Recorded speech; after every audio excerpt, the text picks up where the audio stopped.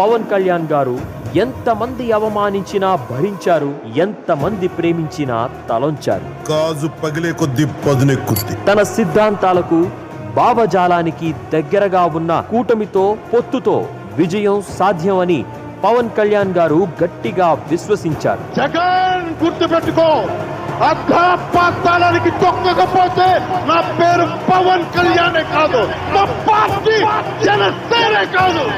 సినిమాల్లో నంబర్ 1, ప్రేక్షకుల హృదయాలు గెలవడంలో నంబర్ 1. కానీ ఆయన ఆశించింది ఈ నంబర్ 1 స్థానాన్ని కాదు, ప్రజల గుండెల్లో సుస్థిర స్థానాన్ని. రాజకీయాల్లో అడుగుపెట్టి ఎన్నో లక్షల ప్రజల హృదయాలు గెలిచిన జనసేనాని. ఆయన సముద్ర కెరటం కాదు, ఒక సునామీ.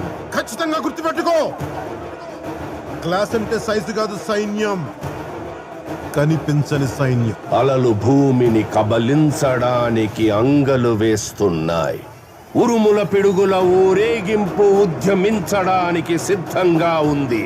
అతని రాక పట్ల విధి కూడా కంపించింది. పవన్ కళ్యాణ్ 1,00,000 ఓట్ల మెజార్టీ దిశగా వెళుతూ ఉన్నారు అని ప్రస్తుత సినారియో చెప్తుంది. కొణిదెల పవన్ కళ్యాణ్ అనే నేను శాసనం ద్వారా నిర్మితమైన భారత రాజ్యాంగం పట్ల నిజమైన విశ్వాసం, విధేయత చూపుతానని, భారతదేశ సార్వభౌమాధికారాన్ని, సమగ్రతని కాపాడుతానని, ఆంధ్రప్రదేశ్ రాష్ట్ర మంత్రిగా నా కర్తవ్యాలను శ్రద్ధతో, అంతఃకరణ శుద్ధితో నిర్వహిస్తానని, భయం గాని, పక్షపాతం గాని, రాగద్వేషాలు గాని లేకుండా రాజ్యాంగాన్ని, శాసనాలని అనుసరించి ప్రజలందరికీ న్యాయం చేకూరుస్తానని దైవ సాక్షిగా ప్రమాణం చేస్తున్నాను.